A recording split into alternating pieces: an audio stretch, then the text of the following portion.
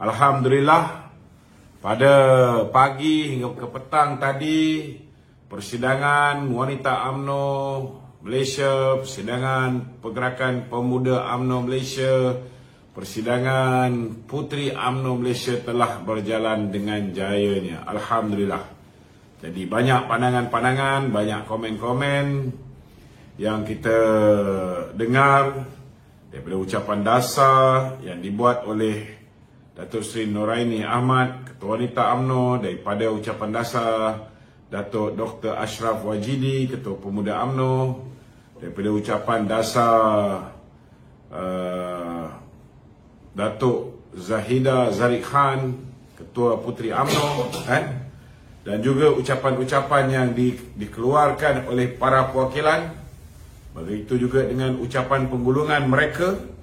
Sudah pasti banyak benda yang perlu kita kupas. Dan dalam masa yang sama juga ada juga talk show. Kalau kita lihat malam semalam dapat 140 ketua UMNO bahagian, mencadangkan agar dua jawatan tertinggi UMNO, itu Presiden dan Perdana Presiden, tidak dipertandingkan. Apa pandangan Datuk tentang perkara tersebut? Walaupun saya berpandangan bahawa sewajarnya pemilihan itu dibuka dengan seluas-luasnya, namun kita kena terima hakikat bahawa 140 orang ketua UMNO bahagian ini mewakili akar umbi UMNO, dan mereka sudah pastilah sebagai ketua bahagian orang yang tahu denyut nadi rakyat di bawah, orang yang tahu tentang apa yang dirasai oleh akar umbi, kegusaran akar umbi. Ramai yang begitu bimbang, kita risau takut pengkhianat berjaya menggunakan duit mereka untuk mengambil alih parti. We want to do party election, not party auction. Kita tak nak macam Presiden Lee Hsien Loong mengatakan bahawa pilihan raya ni sepatutnya menjadi pilihan raya, bukan auction, is election. Auction ni lelongan. Kita tak nak nanti jawatan-jawatan dalam UMNO ini dipenuhi oleh mereka-mereka yang membida atau yang bid paling tinggi. Kalau kita teruskan pemilihan dalam keadaan kita tahu musuh-musuh kita begitu mengharapkan perubahan Presiden supaya mereka boleh tarik, sebab Presiden ada kuasa.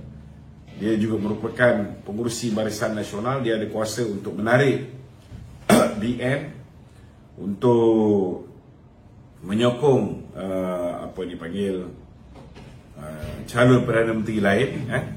Maka bukan hanya orang-orang di dalam parti kita ini gairah untuk menawan jawatan Presiden, tetapi untuk kepentingan mereka, sama ada untuk menjadi menawarkan diri sebagai Perdana Menteri, dan mungkin yang takut macam bersatu dengan pemimpin PAS yang takut menjadi kluster mahkamah, mereka akan sanggup bagi walaupun mereka mempunyai jumlah kursi yang lebih. Dan selain daripada itu juga, kawan-kawan yang sebelah sana pun bukan setakat bersedia untuk menyerahkan kursi Perdana Menteri itu kepada, ataupun timbalan Perdana Menteri kepada calon-calon yang berjaya merampas kursi daripada Datuk Zahid, namun mereka sanggup membiaya. Ini pasti. Dan kita pun ada dengar ada sampai seorang tu bersedia untuk membelanjakan 600 juta ringgit kerana benda ni kecil bagi dia. Apatah lagi kalau ditambah dengan duit-duit yang nak dibantu oleh teman-teman bakal kluster mahkamah tu. Sudah pastilah mereka akan buat yang terbaik bagi memastikan mereka dapat menggulingkan Datuk Seri Zahid Hamidi. Jadi mereka ni 140 orang ini sudah pasti tak nak melihat UMNO hancur dengan politik wang. Sudah pastilah di peringkat ibu pejabat mungkin akan membuat persediaan dari segi nak menangkap orang-orang yang melanggar tata kelola berkempen ataupun kita ada apa yang dipanggil sebagai etika berkempen, walaupun ada tata cara berkempen ataupun etika berkempen, dan mungkin akan dikenakan syarat-syarat yang ketat dalam usaha berkempen. Kita tak mahu orang menggunakan duit untuk membeli jawatan-jawatan di dalam parti kita. Namun sudah pastilah mereka ni kalau dah dana yang mereka perolehi pun mereka dapat melalui hasil samunan, sudah pastilah mereka tahu macam mana nak mengelakkan daripada diri mereka ditangkap oleh Jawatan Disiplin Parti ataupun kamera-kamera hidden camera yang kita pihak parti mungkin sediakan untuk menangkap orang-orang yang terlibat dengan politik wang ni. Jadi saya rasa walaupun kita punya pandangan berbeza, tetapi ketua-ketua UMNO bahagian yang 140 orang ini lebih daripada majoriti. UMNO ada 191 bahagian, maknanya lebih kurang 51 ketua bahagian yang tidak menyokong, dan itu pun belum tentu dia punya grassroots di peringkat bawahan bersetuju dengan pandangan yang lagi 51 orang. Jadi bagi saya, siapa juga berhak untuk meminta macam Minari Gani mencadangkan supaya pemilihan dibuka, supaya dia ada ruang nak bertanding presiden ke, timbalan presiden ke, mungkin dia tak bertanding naik presiden lah, sebab dia dulu dah pernah bertanding naik presiden, kalah kan. Jadi bila kalah naik presiden ni, dia tak sepatutnya bertanding naik presiden, nak tu bertanding timbalan ataupun presiden. Baguslah. Boleh teruskan, tak ada masalah. Itu hak dia. Siapa juga berhak memberikan pandangan. Ketua UMNO bahagian mewakili 140 bahagian ini pun berhak untuk memberikan pandangan. Tetapi akhirnya yang akan memutuskannya seperti mana yang diperkatakan oleh Datuk Seri Zahid. Hari ini KJ pula bila Datuk Zahid pergi ke Perhimpunan Agung Puteri, dia bersalam dengan dengan KJ. Datuk Zahid sendiri mengatakan ready to fight. Maknanya dia pun bersedia untuk lawan. Dia tak ada masalah untuk lawan. Tetapi akhir sekali kalau ada dua pendapat. Satu pendapat mengatakan untuk menjaga supaya parti tak berpecah belah. Kena faham, kita dalam keadaan lemah ni, pandangan dia orang pun betul juga. Kalau diadakan pemilihan, memang jawatan ni akan di auction ataupun akan dilelong.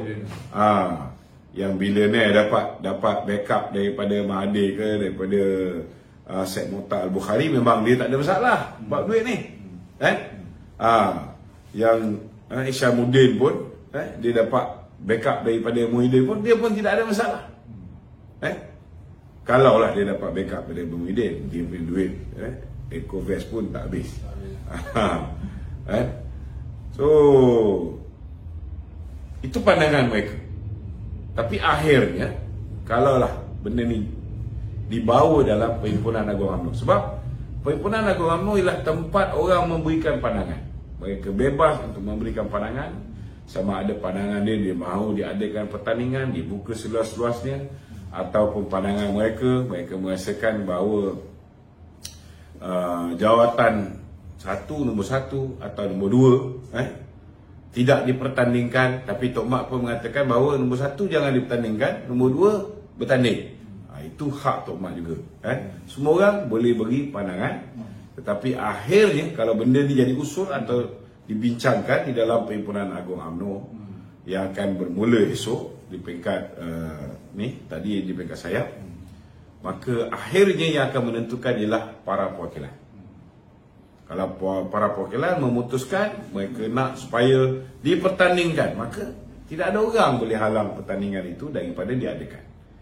Tetapi kalau perwakilan setelah dua-dua belah pihak berhujah pada hari esok atau lusa memutuskan bahawa tidak perlu diadakan pertandingan untuk presiden dan timbalan, ataupun mungkin last kali dia kata okey, setidak-tidaknya presiden tidak bertanding, mungkin kalau berlaku undian, pihak yang mengundi untuk tidak diadakan pertandingan lebih ramai, maka kena ikutlah keputusan perwakilan. Dia tidak ada pilihan. Sebab Perhimpunan Agung UMNO ialah badan tertinggi dalam menentukan hala tuju keputusan parti. Bila tidak ada Perhimpunan Agung UMNO, maka MKT adalah merupakan badan tertinggi dalam menentukan keputusan parti dan ianya tidak boleh dicabar. Keputusannya adalah utama. Okey. Ya. Ya. Kalau kata ketua perwakilan dah buat keputusan, okey, jawatan tu tak dipertandingkan. So kalau presiden tak boleh kata apa lagi kan, maksudnya kalau dia kata nak, walaupun presiden nak fight, tapi kalau perwakilan dah putuskan, presiden pun tak boleh kata apa. Ini kena faham. Kita parti ada disiplin parti, presiden pun wajib akur dengan disiplin parti. Walaupun presiden dah bagi hint dia nak lawan, dia ready untuk lawan, tapi kalau Perhimpunan Agung UMNO kata tak nak lawan, tak boleh buat apa. Presiden tak boleh buat tak boleh buat apa. Kalau katakan presiden atau timbalan presiden, maknanya yang mempunyai diri itu yang nak menanggung. Kalau dia kata tak tadi, tapi dia kata dia rasa dia tak boleh, ataupun ada alasan tertentu lah, mungkin tak sihat ke apa ke, boleh tak dia kata dia tak mau, walaupun PAU memutuskan supaya tidak bertanding? Boleh lah. Boleh lah. Kalau misalnya dia tak sihat ke apa, itu Datuk Zahid sihat walafiat. Ini contoh. Macam timbalan presiden kata.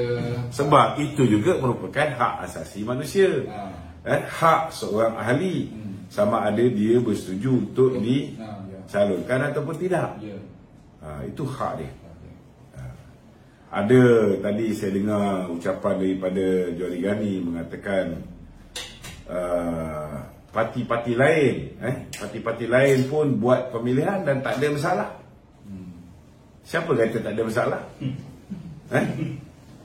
Dan parti mana yang buat pertandingan presiden? Cuba beritahu saya, parti mana yang buat pertandingan presiden? Ada orang lawan Tan Sri Muhyiddin sebagai presiden parti? Tak ada. Dia buat umur ke tak buat umur? Ada orang lawan Haji Hadi sebagai presiden parti PAS? Ada? Tak ada. Ada orang lawan Anwar Ibrahim sebagai presiden PKR? Tak ada. Dia kata PKR buat pemilihan sebelum pilihan raya. Itu hak PKR. Tapi bagi saya tetap mempertahankan keputusan MKT tepat. Dalam MKT itu pun ada Johari Ghani juga. Keputusan MKT tepat. Sebab apa saya kata keputusan MKT tepat? Sebab kita pun kena tahu apa yang berlaku dalam pemilihan PKR juga, memecah belahkan. Ada yang mengatakan bahawa PKR menang 82 kursi. Saya nak tanya, 82 kursi boleh bentuk kerajaan ke tidak? Tak boleh. Kalau mereka dapat elakkan pemilihan hari itu, maka contohnya di Ampang, Ultimate tak bergaduh dengan Has Isaac. Mungkin di tempat-tempat lain tidak ada percakaran, mungkin mereka boleh dapat untuk membentuk kerajaan secara bersendirian. So macam mana dia kata buat pemilihan sebelum pilihan raya adalah satu benda yang baik, tak ada masalah. Ini pendirian saya. Bagi saya keputusan MKT, termasuklah Johari Ghani berada di dalam tu, adalah tepat. Memang tepat, iaitu kita tangguhkan pemilihan. Kena faham, kita punya pemilihan parti mesti dibuat 3 tahun sekali.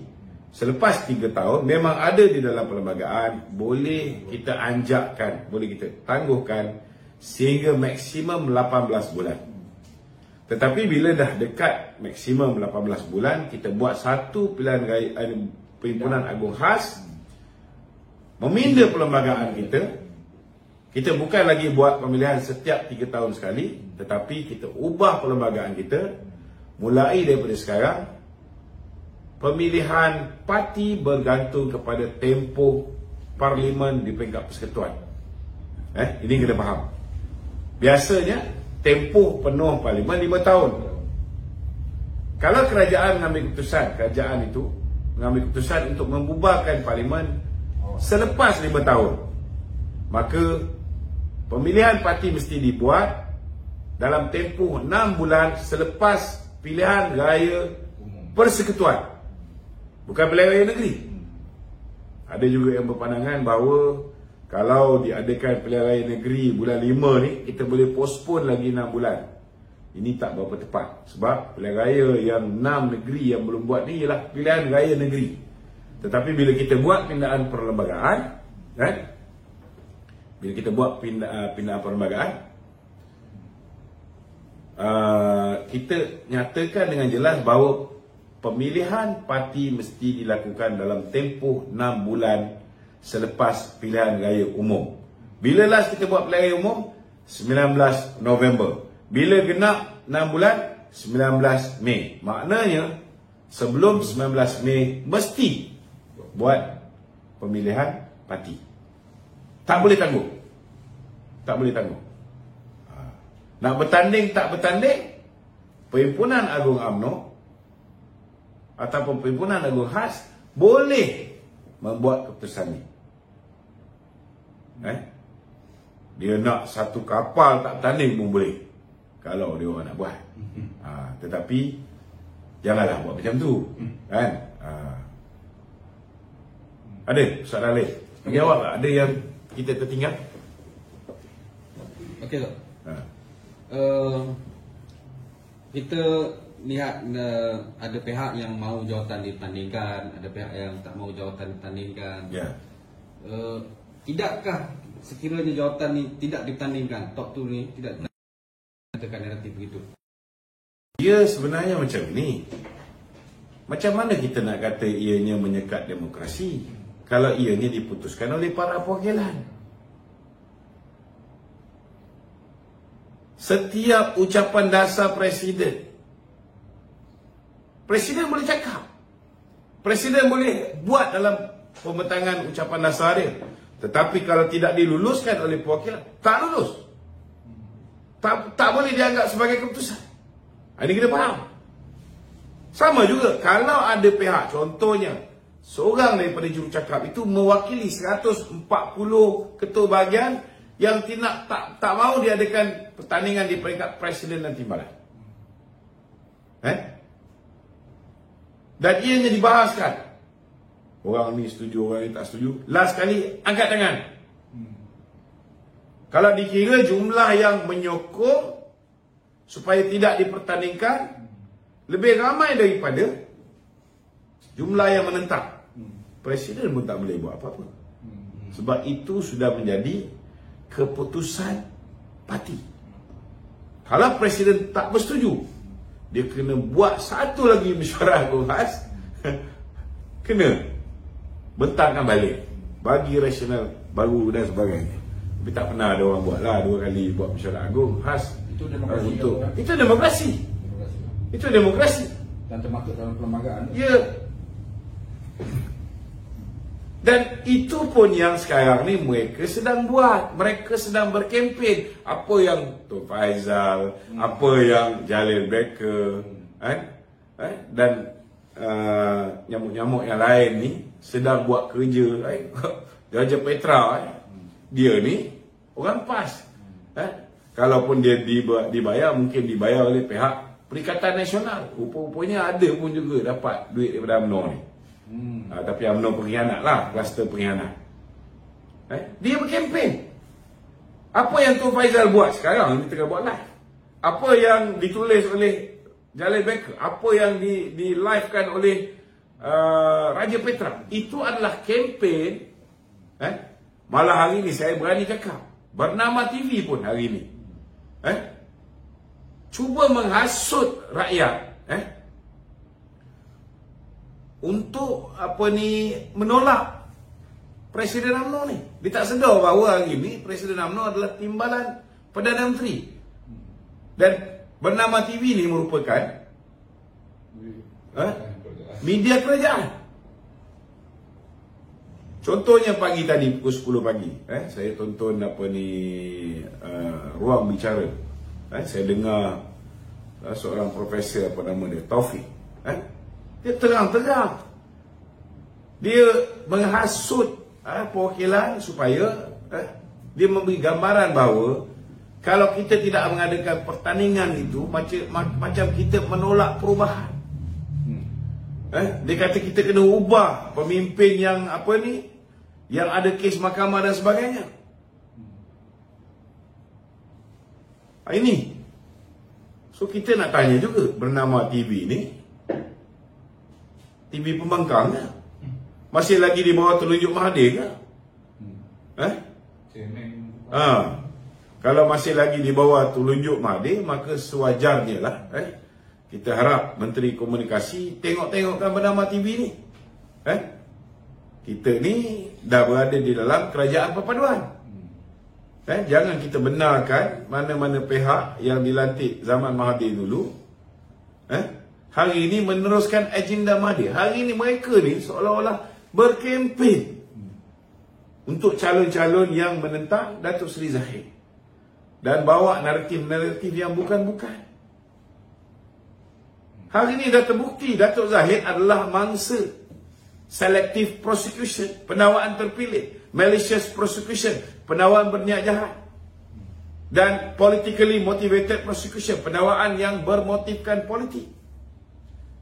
Dan daripada 87 kes dia, terang-terang kes dia yang melibatkan kes di Shah Alam, yang melibatkan visa luar negara, dia dah dibebaskan. Tidak ada prima facie pun. Malah dalam keterangan ketika berlakunya prosiding mahkamah, kita lihat dengan jelas hakim sendiri bertanya dengan pegawai penyiasat. Ada 2 laporan dibuat, satu ke atas Hishamuddin Tok Nusin, satu lagi ke atas Datuk Zahid. Tapi kenapa tak disiasat Hishamuddin? Kenapa Datuk Zahid saja yang disiasat? Jawapan pegawai itu, saya ada dalam mahkamah. Jawapan dia apa? Ini arahan pihak atasan. Maknanya apa? Maknanya it is a politically motivated. Dan ini juga bukti bahawa Hishamuddin bersekongkol dengan Mahathir. Hishamuddin bekerja untuk Mahathir. Takkan kita tak faham. Nak bagi signal macam mana lagi? Kemudian bila lawyer Datuk Zahidi bertanya kepada pegawai penyiasat, bertanya kepada saksi-saksi pihak pendakwaan, David Tan daripada Ultra Kirana Sdn Bhd. Selain daripada Datuk Zahid yang kamu kata kamu memberikan sumbangan, walaupun Datuk Zahid tidak mengakui sepenuhnya, sebab jumlah tu tak betul, 13 juta, padahal ada 2 kali saja, 100,000 sumbangan dana politik. Itu belum lagi kita pertikaikan kenapa bila Datuk Zahid terima dana politik, ianya dianggap sebagai rasuah. Tetapi bila peguam Datuk Zahid, lawyer Zaidi, bertanyakan dengan pegawai penyiasat SPRM, siapa lagi yang menerima yang kamu bagi sumbangannya? Pegawai ni David Tan mengatakan bahawa dia juga bagi kepada Tuan Dr. Mahathir 2.6 juta melalui Tan Sri Rahman, suami kepada anak saudara dia Puan Sri Jasmine. Kenapa tidak ada pendakwaan ke atas Mahathir? Ini persoalan. Muhyiddin Yassin juga dikatakan menerima 1.3 juta ringgit. Kenapa tidak ada pendakwaan? Hishamuddin juga menerima melalui pegawai dia. Ada 2 orang pegawai dia. Satu stesen politik dia, satu pegawai khas dia yang menerima juga. Sama juga Khairi Jamaluddin juga menerima daripada Ultra Kirana, Wan Badar ataupun Wan Quraisy, pegawai khas dia. Nak lari mana? Nak lagi mana? Ini bukti jelas bahawa berlakunya pendakwaan terpilih. Kenapa bila orang yang pro kepada Mahathir tidak didakwa? Bila orang yang tak nak tunduk dengan Mahathir, tak nak bubarkan UMNO, tak nak masuk bersatu, dia didakwa. Adakah ini? Bagaimana negara kita ni di bawah pemerintahan Mahathir dan Muhyiddin boleh ada dua set undang-undang yang berbeza? This is law of the jungle. Untuk orang yang tak nak tunduk dengan Mahathir dengan Muhyiddin, kena dakwa. Yang terima duit, contohnya macam Mustafa Muhammad, dapat duit, Datuk Najib pun bagi duit kepada dia untuk pengundi luar. Tapi akhirnya sebahagian daripada duit tu masuk dalam akaun tamu haji isteri dan anak dia. Sehingga kan bila 3 kali dia dipanggil oleh pihak AMLA, bila Daim ugut nak hadapkan isteri dan anak dia sekali, dia akhirnya mengambil keputusan untuk ikut cakap Daim, keluar daripada UMNO. Ini MT nombor 1. Kita pun tak terbayang. Orang baik. Mas Emiati, nama dia sama-sama disebut bersama dengan Mustafa Muhammad, bersama dengan Datuk Ahmad Maslan, bersama dengan Tasik Syarif Samad. Tapi kenapa mereka tidak didakwa? Kenapa Syarif Samad didakwa? Hari ini dah terbukti Tasik Syarif pun dilepaskan kerana jelas bahawa pendakwaan ke atas Tasik Syarif, apa yang kita lihat dalam prosiding mahkamah, jelas menunjukkan bahawa ianya politically motivated. Pendakwaan yang bermotifkan politik. Mana boleh dakwa dulu, siasat kemudian. Dalam dunia ni tak ada orang buat. Zaman PH di bawah pimpinan Mahathir saja yang benda ni berlaku. Ini kena jelas.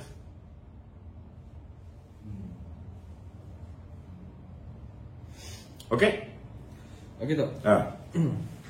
Ini kita lihat antara rangkuman-rangkuman yang diperkatakan dalam ucapan-ucapan ketua pemuda, ketua puteri, ketua wanita.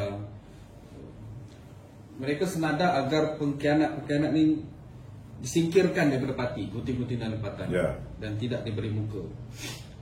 Adakah pengkhianat ni kita nak cerita daripada ketua-ketua bahagian ataupun sampai ke top leader? Bagi saya, Datuk Seri Zahid telah memberikan mesej yang sangat jelas bahawa beliau akan melakukan pembersihan secara total. Tapi kita kena fahamlah, mungkin ada di kalangan pengkhianat-pengkhianat ini keliru, dikelirukan, tak sedar mereka dah tanda tangan aku janji. Bila orang tu datang dengan janji itu, janji ini, ada yang gelap mata, ada yang kembali ke pangkal jalan. Itu yang Datuk Zahid kata. Dan yang mana yang dah kembali ke pangkal jalan tu, dia maafkan. Tetapi janganlah buat lagi. Betul tak? Ini pun bahaya juga. Sebab ada kemungkinan besar ada yang puas hati, ada yang tidak puas hati. Kerana ada setengah-setengah daripada kita tidak boleh tolerate. Kalau boleh 10-10 ni, wajar diambil tindakan. Tetapi sudah pastilah sebagai Presiden Parti, dia lebih tahu berbanding dengan kita. Dia lebih tahu apa yang perlu dijaga. Dia boleh lebih tahu kekangan-kekangan kalau dia ambil tindakan secara drastik, bukan satu demi satu. Apa implikasi dia? Kita orang biasa, kita tak tahu. Rakyat biasa, kita tak tahu. Pemimpin kita, dia ada maklumat lebih daripada apa yang kita tahu. Ini kita kena faham. Okey, okay. The next, wajarkah kita, walaupun orang-orang yang dia kembali ke pangkal jalan, dia dah khianat tapi dia kembali ke pangkal jalan, wajarkah kita masih beri peluang dia duduk di dalam majlis kerja tertinggi sungguhnya? Itu sebab kita kena faham, kita kena faham. Contohnya, ada di antara mereka diangkat duduk dalam kabinet. Tetapi pastilah Perdana Menteri dan Timbalan Perdana Menteri ada alasan yang tersendiri. Namun kalau misalnya ahli tidak mau tolerate, mungkin kita nak pastikan bahawa kerajaan kita intact. Kita tak ambil tindakan kepada mereka ni, kita masih mengekalkan mereka di dalam kerajaan. Kita masukkan juga nama dia, walaupun dia bagi SD kepada Muhyiddin. Tetapi ahli berhak. Kalau ahli merasakan orang macam ni tak perlu berada di dalam kepimpinan parti, maka jangan undi. Betul tak? Dan mereka tak boleh salahkan kepimpinan parti. Mereka tak boleh salahkan Datuk Seri Anwar. Tidak ada kaitan dengan Datuk Seri Anwar pun. Sebab ini masanya untuk kita ahli parti menentukan siapa yang akan menjadi penyambung kepimpinan parti. Kalau kita dulu boleh pilih, menteri je, kita letak dia sebagai MP. Sebelum pilihan raya 2018, kita tak pernah uji pun kesetiaan pemimpin-pemimpin kita. Biasa bila kita nak memilih siapa nak jadi presiden, timbalan, naib, presiden dan MT, kita akan pilih orang ni, apa kedudukan dia, menteri ke tak menteri, menteri kanan ke tak menteri kanan.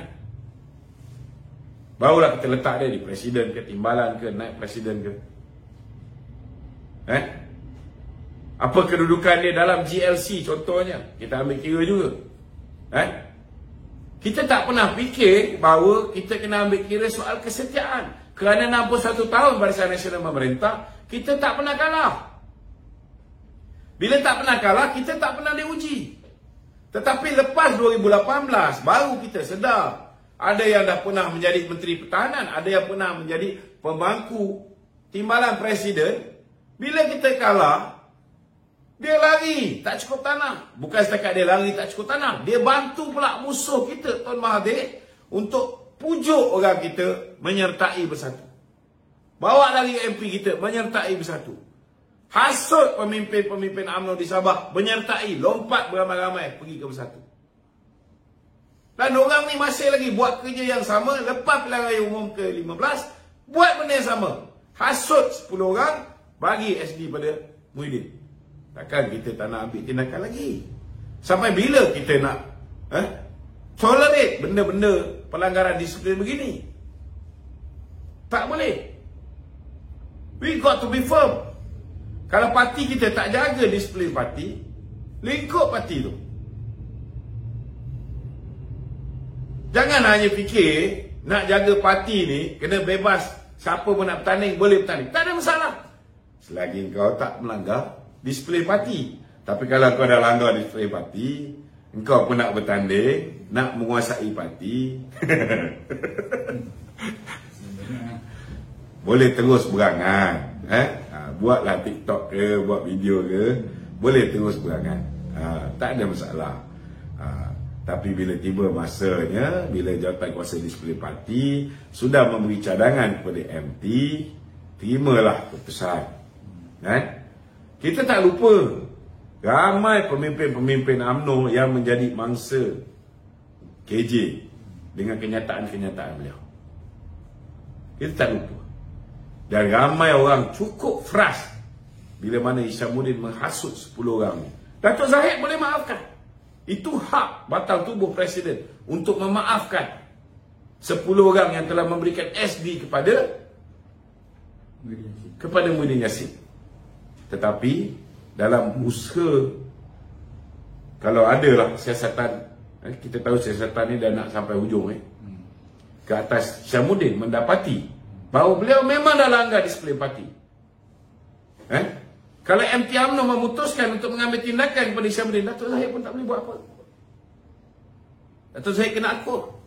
Ini kena faham, parti kita ni bukan parti autokratik kuku besi. Pertama, kita kena dengar cakap Perhimpunan Agung UMNO. Apa juga yang diputuskan oleh Perhimpunan Agung UMNO, MT pun kena ikut. Bila tidak ada Perhimpunan Agung UMNO, MT akan buat keputusan. Bila MT buat keputusan, semua kena ikut, termasuk Presiden. Ini kena jelas. Sama juga bila kita nak membuat keputusan untuk bersama dengan dengan PH. Sebab dulu orang kata 2020 orang kata Dato' Zahid nak bawa MP UMNO ni menyokong Anwar Ibrahim. Tak betul. Itu sebab Dato' Zahid terpaksa melafazkan sumpah wallahi wabillahi watallahi. Tak benar dia kata. Saya bukan nak bawa orang ni pergi ke Anwar Ibrahim. Seperti mana yang diperkatakan oleh Datuk Seri Ahmad Maslhan di hadapan beberapa orang. Bila credibility Dato' Zahid dipersoalkan. Dan itu sebab dia memasukkan di dalam ucapan dasar dia. Dia kata apa? Untuk pilihan raya yang akan datang, pilihan raya ke-15, BN will go solo. No DAP, no Anwar, no Bersatu. Tapi geng-geng yang pro PN ni dia tak sebut lah no Bersatu. Dia kata no DAP, no Anwar. Ada lagi ni, ada orang yang mempersoalkan kenapa Dato' Zahid melafazkan sumpah. Kena faham, sumpah ini ialah untuk pilihan raya umum ke-15. Kita takkan bergabung dengan PH, mana-mana parti dalam PH. Masa dia cakap tu, saya nak kena jelaskan kalau tak silap saya masa tu Bersatu pun pada ketika tu satu dengan kita lah, tak silap. Dah bekerjasama.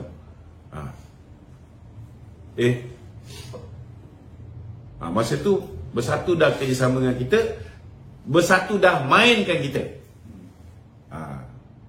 2021 rasanya. Bukan.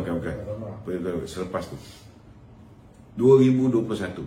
Selepas Sabah barulah Dato' Zahid melapaskan sumpah tu. Dan adakah dia langgar sumpah ni? Tidak. Dia tidak langgar sumpah ni. Dia sudah pun menunaikan. BN go solo dah. Ya. Betul. BN go solo. Tetapi kita kena faham, rakyat mengambil keputusan untuk mempercayai fitnah-fitnah yang dilontarkan terhadap Barisan Nasional, termasuk terhadap Presiden UMNO.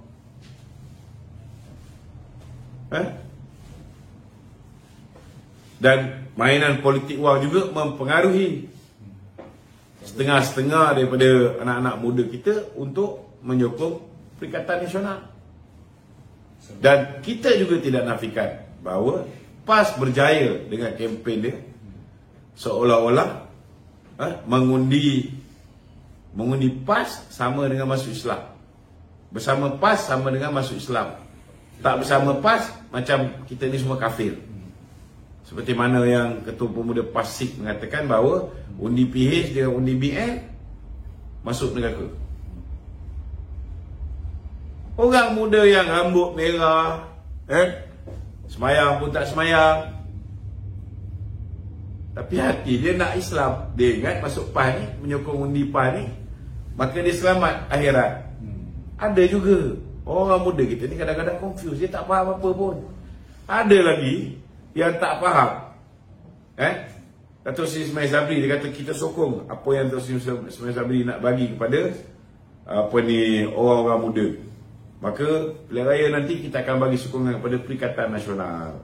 Dia tak tahu Ismail Sabri itu Barisan Nasional. Ini yang menyebabkan dia orang ni dapat 74 kursi. Kita tak nafikan dia orang memburuk-burukkan Dato' Zahid, kata undi BN Anwar jadi Perdana Menteri. Memang ada. Bukan setakat duit saja punca dia. Itu pun sebahagian daripada puncanya juga.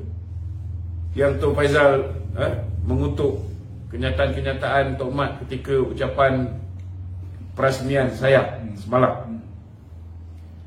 Tun Faizal kenapa tak sebut?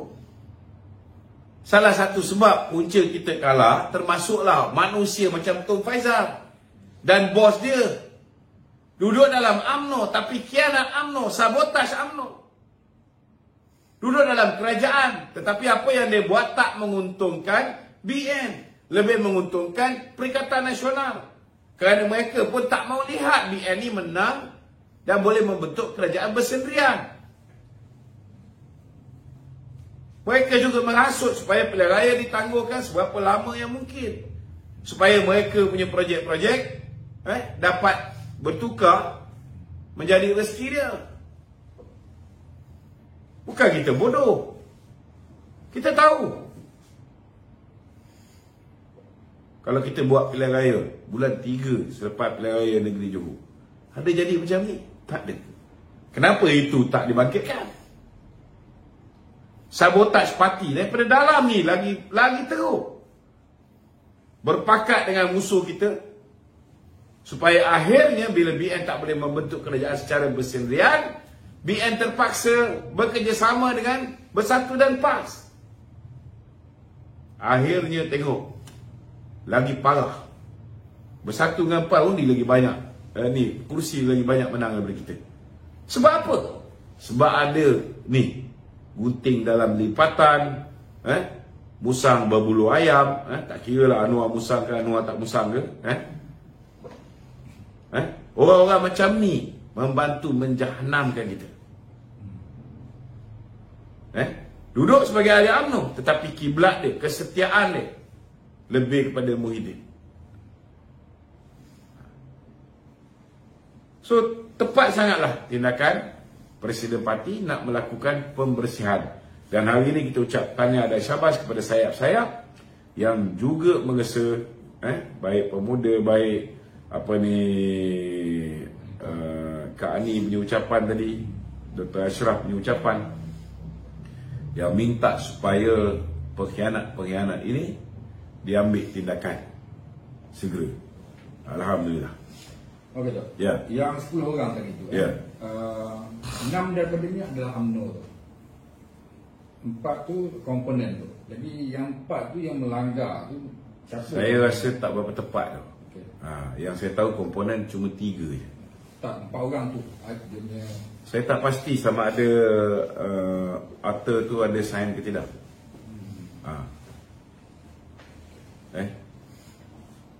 Saya rasa ada satu lagi yang dia tertinggal tu. Dia tertukar dengan Arthur. Bukan Arthur sebenarnya. Okey, apa soalan ni? Soalan ni siapa yang nak ambil tindakan dekat yang bukan UMNO. Bukan UMNO tu lah. Komponen siapa?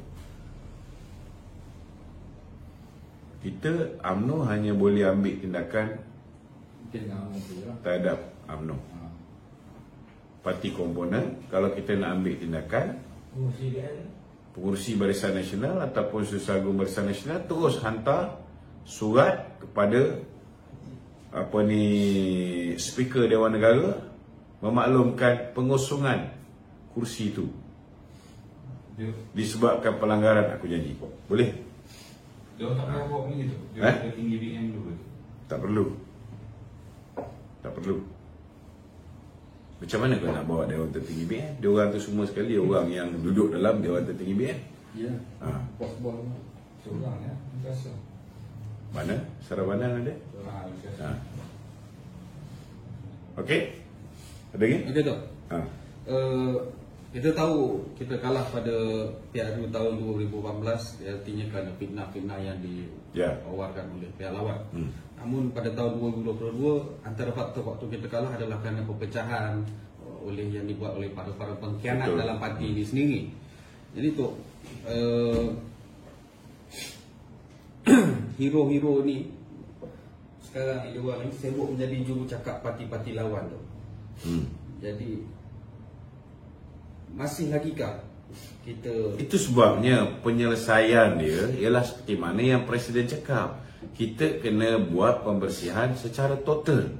We got to disassociate these people from our party. Katalah Isyamuddin, dia ada 50 orang yang dia duk tanya tiap-tiap bulan ni semua. Tapi kalau dia dah bukan ahli UMNO atau dia digantung 6 tahun lah contohnya, orang-orang yang dibayar oleh dia pun tak ikut dia. Tapi kalau selagi kita masih simpan orang macam ni, selagi itulah mereka ni masih dapat bayaran daripada dia, dia masih lagi ada pengharapan untuk merampas pucuk pimpinan parti dan bawa ke haluan lain, maka selagi itulah orang yang dibayar ni akan membantu dia. Selagi itulah jentera-jentera dia ni yang dapat gaji bulanan akan bekerja untuk dia. Tapi kalau misalnya dia dah tak ada dengan kita, kalau dia 6 bulan kena gantung, 6 tahun kena gantung, pemilihan parti ni dia tak boleh bertanding. Pemilihan parti akan datang pun dia tak boleh bertanding lagi. Kena ingat tu. 2 pemilihan parti dia tak boleh bertanding.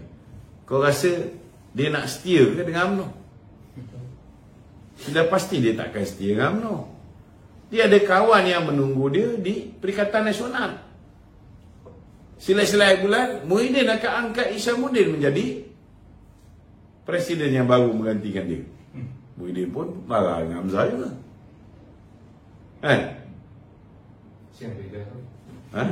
Kejap biarlah dia pergi buat disco ke apa benda ke. Joget-joget ke. Ini pun macam-macam ni sekarang ni. Projek pasir apa? Soho. Syarikat Soho ni ada kuari Soho ni. Tunggulah nanti. Sikit hari lagi pejak, kau relax dulu. Kita kerjakan Din dulu.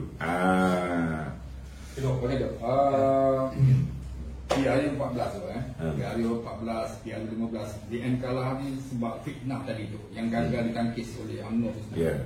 Jadi dalam perwakilan wanita tadi dia menyalahkan, bukan menyalahkan lah, dia menegur kemana perginya media UMNO, keterangan. Saya rasa to be fair saya rasa BN Coms pun dah menjalankan tugas dengan amat cemerlang lah.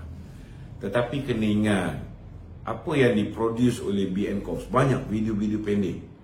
Sebenarnya banyak tau. BN Coms di merata Malaysia ni mereka buat video-video pendek, tapi tak disambut oleh penerangan UMNO Malaysia ketika itu. Kerana ketika itu kita ada ketua penerangan yang sibuk, tidak ada masa untuk parti kita. Sebab dia ada jawatan lain sebagai naib ketua pemuda Malaysia. Dah tahu dia dah ada jawatan yang cukup besar, dia terima jawatan ketua penerangan. Siapa suruh? Dah lah kau terima jawatan ketua penerangan, menyebabkan jawatan naib ketua pemuda pun tak deliver, ketua penerangan pun gagal untuk menjalankan kerja-kerja penerangan. Kalau nak ikutkan hari ni, rajin dia buat kerja-kerja penerangan ni. Dah pandai pula buat TikTok. Dulu sebelum ni tak pandai. Sekarang ni semenjak nak bertanding ketua pemuda pula, dah pandai dia buat kerja-kerja TikTok. Kenapa tak buat sebelum ni? And yet you fail to handle the post of Deputy Youth Chief and this Information Chief. You accept a new post, a full-time post, pengarah ekonomi Perdana Menteri. Mana akal letak? Tamak haloba. Dan dia telah khianat pada parti. Dia biarkan parti musnah dengan mengambil ketiga-tiga jawatan ni dan tak deliver satu pun. So jangan salahkan BN Coms. Saya mengikuti BN Coms. Mana yang mampu kita tolong viralkan. Tapi setidak-tidaknya UMNO online di bawah jagaan Pumas, di bawah jagaan Syarif Hamdan, dia patut bantu lah. BN Coms dah produce macam-macam bahan. Tolonglah follow up. Tolonglah bantu sebarkan, viralkan. You are the party information chief. That's your job. Apa dia buat? Sekarang pandai nak mengajar kita pula sekarang ni. Patut buat tu buat ni. Kepala otak. Time kau ada kuasa, itu yang kau patut buat. Kenapa tak buat? Hari ini pula, parti kena buat itu, kena buat ini. Time kau ada kuasa, you do it. That's why some people they want it full of crabs. If you want to do reform, you do it when you are in power. Kalau you are no longer in power, you talk about reform, who wants to listen to you? Okey, ada lagi? Wan? Betul. Dalam ucapan taklimat Presiden malam tu Presiden cakap pasal pembersihan sektor tu, ramai yang setuju. Jadi ramai yang setuju, ramai yang bagi standing ovation, yang sorak kan. Jadi takkan tak faham lagi Akal Umbi punya kehendak. Ramai juga yang bertanya tu, tanya pandangan Datuk agak-agak time frame tu bila nak dilaksanakan itu. Ramai tak sabar nak tunggu. Kita kena faham time frame ini ditentukan oleh Jawatankuasa Disiplin Parti. Jawatankuasa Disiplin Parti bila menerima laporan disiplin, mereka akan siasat. Selepas mereka siasat, mereka akan bagi cadangan kepada Majlis Kerja Tertinggi UMNO. Tetapi sebenarnya kalau lembaga disiplin tak siasat pun, MT UMNO nak pecat pun boleh. Contohnya saya tidak disiasat oleh lembaga disiplin UMNO. MT UMNO boleh pecat saya, tak ada masalah. Salah tak dari segi undang-undang? Tak salah, kerana di dalam perlembagaan UMNO itu dinyatakan di dalam perlembagaan UMNO itu dinyatakan bahawa apabila tidak ada Perhimpunan Agung UMNO, Majlis Kerja Tertinggi adalah badan tertinggi yang boleh membuat sebarang keputusan, dan keputusan ini adalah muktamad dan tidak boleh dicabut. Cuma masa MT nak pecat aku, saya dah kasih pun angkat tangan. Dia bukan MT, maka itu dah salah. Sepatutnya pemecatan aku ni dibatalkan lah. Aku dah Melayu lah. Tunggulah, mana tahu Allah buka pintu hati MT UMNO untuk terima balik, untuk batalkan pemecatan tu. Dapatlah jadi ahli UMNO balik secara ahli lama. Dapat keahlian lama, maknanya ada hak-hak sebagai ahli parti dan MT semula. Okey tu. Kalau kita lihat parti lawan, contohnya sekarang kawan lah, Rafizi Ramli ini orang Air Belang-belang orang yang tu bagi kali bawa tuan. Boleh. Apa nak buat gimana? Aku nak hidup. Okey. Orang yang menciptakan naratif, orang yang menjadi kepala perang. Namun kita lihat dalam UMNO sendiri, kita tak ada. Maksudnya di dalam persidangan tadi, sayap tu, perlunya kita lahirkan orang-orang seperti ini untuk mencipta jadi sniper, menembak peluru tu kan. Jadi saya rasa jujur pemuda tadi pun bagus So, orang ni ada, tetapi kena ada pihak yang pick up apa yang mereka cakap, jadikan video pendek, viralkan. Teknik nak viral ni pun ada macam-macam jenis. Kadang-kadang kita setakat masuk dalam TikTok, tapi kita tak letak hashtag, dia tak FYP. Benda-benda macam ni, itu sebab hari kita puji wanita pun dalam 5 perkara yang dia nak laksanakan, salah satunya ialah menguasai di digital media. Dia sebut digital media, actually media sosial lah.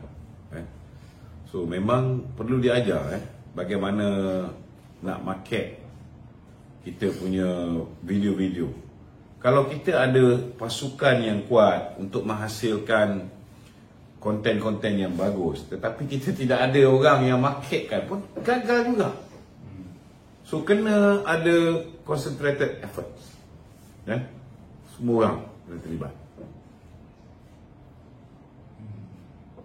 Okey? Ada lagi?